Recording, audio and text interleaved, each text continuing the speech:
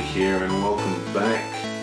Not welcome back, this is the first one. Well, I guess welcome back if you go hang out on my channel and get other videos, but whatever. What am I saying? I confused myself. The point is, this is turn 1 of Warhammer, the adventure card game. And well, we're going to get right into it. Now, the turns are going to go a little slow at the beginning until, I'm not going to explain everything I'm doing for the whole series, but just for the first couple of turns, we're going to quickly go through it. So just to orientate yourself, what we're looking at here is an abstracted dungeon. These cards here are our characters. This is our fireball guy. This is our healer. This is our scout. And over here we have our dwarven tank. Got a little place to roll dice. Now, this place here is called the Shadows. So these cards are actually in play. There's 2 monsters in the shadows at the moment, and we can even target them, but they're sort of out of play. It's supposed to symbolize them being further down the corridor, like around the corner or something like that. This here is our location. This is where we actually are in the game world at the moment. And we drew this as part of our setup. So this is the Confounding Stairs. It's a part of a civilization. A chamber with many exits. Some go up, some go down. Choosing the correct path will be difficult. At the end of the location phase, discard 1 token from this location. Okay, so there's a couple of things on here. Up here we have sort of like the level. Because this is level 1 quest, the first quest, we're only choosing from, like there's rules to set up the deck, which I'm not going to go into, and that's what that value is for.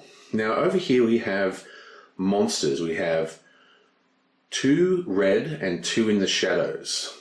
So these are the 2 we dealt to the shadows, and the other 2 are dealt in player order, and this is the first player, so we're going this way around the table. So we got boom and boom, and I'll give you a close-up look at them in a sec. This value down here is 6, and that's what we need to clear this location. Think Lord of the Rings. Basically, you get 6 progress tokens on here, and we clear it. Okay, now this is our quest card. Has a bit of flavor text, and talks about our boss, and it also has a number of events, these events here, which occur as our token, which moves every single turn. Boom, boom, we hit the green, we do the green event. Then we go boom, boom, hit the blue, do the blue, boom, boom, hit the red, do the red. And then the bit that a lot of people forget is the peril phase, which is what moves this thing, happens every turn. So even if you're at the end, it'll just every single turn, it'll activate that red effect. And then if you win, you get the victory and defeat information, and then we can read the back. So we are crawling around in the sewers looking for this weird smell, and I guess unbeknownst to the party game world, but known to us, we have a nemesis, and this is this guy at the back here, Odious Grump. He comes with his own location card. Okay, so he's a greenskin, so basically an orc, and he's tougher, but the point is he's got this nemesis ability, which is this thing down the bottom. Now, we can't target him while he's in the Nemesis lair, which is where he is at the moment. That's sort of kind of out of play. But his Nemesis ability can still trigger every time we roll it. So each character has a number of 4 action cards that they can take. And they range in different things. Now, these actions, they exhaust after use. And instead of tapping them, I just like to place one of these gems on them to signify that they've been used. Now, once they're used, they don't untap. You actually have to use an action to untap, which in this case is called Burning Sight. So it's got that little symbol in the corner. Is that in shot? See that little symbol in the corner? That means that this will untap all his other actions, and this one can never be tapped. That's why there's only 3 activation markers. As you do things, you roll dice depending on what action you do, and you roll these hero dice, which are white. You've got a success token, right? Success. You've got critical success, which is just a standard Warhammer style exploding dice. If you don't know what exploding dice means, that means that it counts for a success and then you roll it again. And you can get multiple criticals in a row. So that's a success, and then you roll again. And if you get another one, that means that one die has rolled 2 successes. Then there's shields, which block incoming damage. And that is pretty much it for the hero die. But there's also the enemy die, which has a couple of blank faces, which are good. It has a couple of combat faces, 3 of them, which are bad. And it has the Nemesis face, which actually activates the Nemesis ability, even if he's in the lair. And what happens is, every time you do an action, so say I choose this action to do, I get to roll whatever dice it tells me I can roll. And then I also roll 1 black die for each enemy engaged. Now this guy has no enemies engaged, so he doesn't roll a black die. But the priest has an enemy engaged. So if he wanted to roll, say, 2 of these dice for an action, he would also have to roll 1 black because he's got someone engaged. And that basically is the whole game.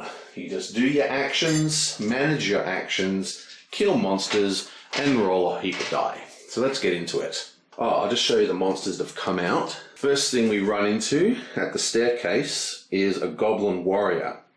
He has a 2 attack ability, and he's got 2 health. And he's got 0 armor. So this little symbol here is basically armor. It just reduces the incoming damage by whatever that value is, which in this case is 0. Now I'll get to all his abilities and what this combat line here means when he activates. For now, let's just read out his flavor text. Goblins are endlessly wicked and mean-spirited, forever thieving and hurting those too weak to fight back. Sounds a little misunderstood to me. That could be any group of people not liked by a community. Okay, and in with the cleric is a rat, a clan rat, and he actually has 1 armor. So he's got 1 health and 1 armor, which means we need to do 2 damage in a single roll to kill him. And he's got 1 attack power, and he's got a heap of flavor text. Certainly a bare handful of beastmen exists with features like those of a rat, for chaos is nothing if not ever-changing in its forms. But the so-called under-empire of the Skaven, go Skaven! The clans of rat men living beneath our own cities is nothing more than superstitious nonsense. Put simply, I think we would have noticed. Oh, you would not notice the Skaven. Skaven, Skaven, Skaven, Skaven. Okay, now, I'm a huge Skaven fan. Okay, let's do this. First player is the Wayfinder up the top. Now, we are playing the 4-player game, so we're using the 4-player cards here. Starts with 10 health. If you play with less players, the characters gain abilities to sort of help them. But when you play 4 players, they've got no base abilities, just their action cards. Alright, so let's have a quick look at her actions. Like I said, I'm not going to do this every turn, it's sort of just the beginning. Okay, so firstly she's got Shadow Watch. This is the aid action. It gives you automatic successes. And it allows you to ready an action. So we're definitely not going to use that one because you don't want to ready anybody. Deadly Shot. You may engage 1 enemy and then do an attack. That's his refresh, so we don't want to use that. Orion's Hunt is an explore. Draw a dungeon card and exhaust 1 non-nemesis enemy. That's a good one.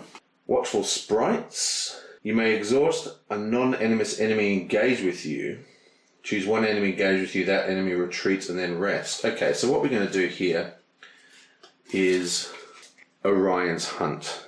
Orion, avatar of Kronos, and escort to the Queen Ariel, leads the wood elves on his wild hunt. Inspired by his presence, the Arazari are often able to spot enemies long before the enemy spots them. Be forewarned, I suck at fantasy names. So the chances are I'm going to say a lot of terrible, terrible names that are going to basically be really annoying. Okay. So we are actually going to do Orion's Hunt as his first action. Okay, so this says explore 2. That means roll 2 dice. and then draw and resolve a dungeon card. Then you may exhaust one non-enemy nemesis in the shadows. One non-nemesis enemy, I mean. So let's do that. So basically, we get to roll 2 dice. We have one enemy is engaged with us, so we also have to roll 1 black enemy die. Okay, you blink. Okay, not good. We have gained 2 successes, a shield, and he's done an attack. Now this particular enemy has an attack of 2. You can see the little 2 there. Now we've got 2 incoming damage, but we rolled 1 shield, so we only take 1 damage. So we'll just knock this down to 10. And on the plus side, we got 2 successes, so we put 2 on the progress of 6 to beat that location. And that's it. That's the end of his turn. But we've still got the rest of the card to resolve, so let's draw the dungeon card. And these do a lot of different things. We'll just see what this one says. Ancient altar, event. That means it's instant. You stumble across a small but beautiful altar to some long-forgotten god. His disciples, no doubt, abandoned this quite some time ago. But is it still possible he's still listening? You may exhaust 1 action to become empowered. I think I am definitely going to do that. So let's check that up here. I think we are going to exhaust Watchful Sprites, which is a good card, but I don't think we'll need it right at the beginning of the game. And that allows us to take Empowered. Do not exhaust the next action card you use. During that action, apply +1 attack and +1 defense. After that action, discard this condition. So that is good for us. So we lose an action but kind of gain an action because we become empowered. Okay, so I'm going to do Path of Redemption for the priest's turn. That says explore 2, so this is another explore action. Draw and resolve 1 dungeon card. Choose a hero. That hero claims a success marker. And I'll tell you what that means in a sec. And fear not, but bring his light into dark places and his judgment to the wicked. The life of Sigmar, the first Apocrypha. So again, we have a roll of 2 dice and we have 1 engaged enemy, so we have to roll 1 black. Hopefully we can do a little better than 2 successes this time. Come on. Booyah. Well, that's terrible. So that's nothing. We don't get any successes. He does attack, but we've rolled 2 shields. This guy only has an attack of 1. We rolled 2 shields, so we block everything, so we got no damage. We do get to draw another dungeon card. Guarded Treasure, event. Shining valuables are littered throughout a nearby area, but foul creatures stand watch. You won't be able to grab any without them noticing you. You may claim 2 gear cards. If you do, spawn 1 enemy. Okay, so we're definitely going to do that. So let's draw 2 of these and see what we get. Yabam. And we have an accessory pendant and a magic scroll. Neat. Okay, so you may deplete this card before activation for the party to collectively ready 4 actions. Okay, that's very, very good. The Ruby of Tal. And the other one, you may deplete this card before you attack action to target 1 additional enemy and apply 2 successes. This becomes a ranged attack. Okay, so that is very, very good. So we have an accessory pendant and we have an accessory equipment. Now, it won't come into play for a little bit, but there is actually, restrictions on items. Like, you can't have like 5 different helmets. You can only have 1 helmet, stuff like that. But at the cost of getting that, we have to actually spawn a monster, and it spawns a ghoul. Oh, nasty. This has got the disease trait. Wretched creatures with an insatiable hunger for dead flesh, nauseating and repulsive, and yet I find the most awful thing about them is that they yet live. Okay, so that activates and spawns here. Now normally when you spawn monsters, they spawn with the party leader. or they start spawning at the party leader, except in the case when you're spawning from an action. Booyah! So there we go. And the final part of his card is that he can choose a hero and give them a success token, which is exactly what he's going to do. He's going to give a success token to the mage. Now, considering we're looking at the mage, we're just actually going to do his turn. He's going to do a fireball. Okay, so there's a number of things going on here. Basically, this says, Bright Wizards, also called Pyromancers, are masters of the law of fire. Fireball is one of the first spells they learn. You may engage an enemy, so we can choose to pull an enemy away from someone else. But we are going to choose not to do that. Then we do a range attack of 2. Before this action, I may suffer a wound to target an additional enemy, which I am going to do. So let's come down here. We're at 10 health, so this is going to go to 9. And now we can target an additional enemy. We have no monsters engaged, so we don't use a black die. And we're going to, before you roll, you can spend any amount, I think it's like 3 actually. There's a certain amount of these you can spend. Actually, it's 2 by default. I have to look it up. But we've only got 1, so we're going to spend that, and that has given us 1 success already. So what we want now is lots of successes. Come on, successes. Give it to us. Yeah, bam! Yes, look at that. 1, 2, 3, and a 4. So, what we are going to do is we're going to spend 2 damage on this giant rat and kill that. Because it's 1 health, but it has 1 armor, so you need 2 to kill it. And he's dead. And we're going to spend another 2 damage on this guy. Now this guy here has no armor, so that's just 2 straight up damage on the ghoul. He is now at 1 health. Sweet! Right, so it's now the dwarves' turn, and that's the last of the hero's turn before the monsters get a go. So we're going to do Inexorable Advance. Oh yeah.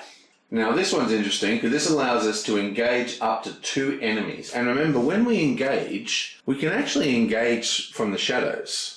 But we are actually going to take both of these guys. Now for the second part, you get to roll 2 dice and we can target multiple enemies, or 2 enemies. So we're going to target both of those guys. Now we have 2 enemies engaged with us now. So we actually have 2 black dice you have to roll. And we're looking for 3 damage is what we want. Come on, damage. Booyah, look at that, 3 damage. 1, 2, a hit and a miss. Excellent, excellent roll. Just zoom in, so we've got a double hit, a hit, and a miss. So that is actually enough to kill. This guy takes 2 damage to kill, and this guy only takes 1 damage to kill. But the thing is, the combat is simultaneous, so we still have to face 1 damage back. So even though we've killed both these enemies, we still have to face the damage from one of them because we rolled 1 black die. Now, basically there's a ranking system that works out who attacks. It's not going to make a lot of difference here, but I'm going to go through it. First, you decide, is the nemesis there? He'll always attack first. Then you go by rank, which is the little number in the top corner there. They're both even. Then you go by attack power. They're both even. Then you go by health, which is the ghoul. I guess if the health is even, you just choose. So technically the ghoul attacks us, but he doesn't have any effects that trigger when he attacks, like a poison or something. So it is just 2 damage in the face. So that is 2 damage. And both these guys are killed. Yonk, yonk. And that is the end of the first phase. Now that we've completed the hero's turn, we now have the monster's activation rounds. And this is where things will move out from the darkness. Now the way it works is that each, going in turn order, starting with this guy here, we activate a enemy, and everybody has to activate an enemy until there are no unexhausted enemies. It's gonna activate, we'll grab this one. It is a gigantic spider. Okay, so the first one that we have in the action bar, which is this line of words here, and these basically tell you what happens. First one is inflict, so he just does 1 damage. And that takes him down to 9. The second is ensnare, which is the ability here. The larger the spider, the larger its prey. If this enemy is in the shadows, exhaust 1 action. So he actually has to exhaust his last action, which is a bit of a bummer. And finally, after attacking us, it scuttles off into the distance with retreat. Now, it's already retreated, so it just goes back into the shadows, exhausted, because it's actually activated. And now we're going to activate the next one, Yonk. This is the priest activating, because the priest is the next character. Ooh, it's a elite orc boy. Advance is basically its only effect. The enemy can exhaust only after it activates. Okay, so basically these guys just get in your face. He's got no other abilities. It just means that you have to worry about a 3 damage every time you use an action. Okay, so he comes out. He has 3 wounds. And now every monster has actually been activated. So there's no more monsters to activate. Technically he's tapped. So there's no more monsters around to activate. So even though these 2 haven't had an activation this turn in the monster phase, they don't do anything. And then we move straight to the location phase. The location, we already went through this location, but I'll just remind you. Basically, because it's sort of a maze of staircases and stuff, we have to discard a progress token every location phase. So failing that exploration roll for the priest really hurt us. And then we just push the peril up 1 level. Okay, and that, my friends, is the end of the first turn. The first player marker moves, and we are ready for turn 2. I will see you guys next time.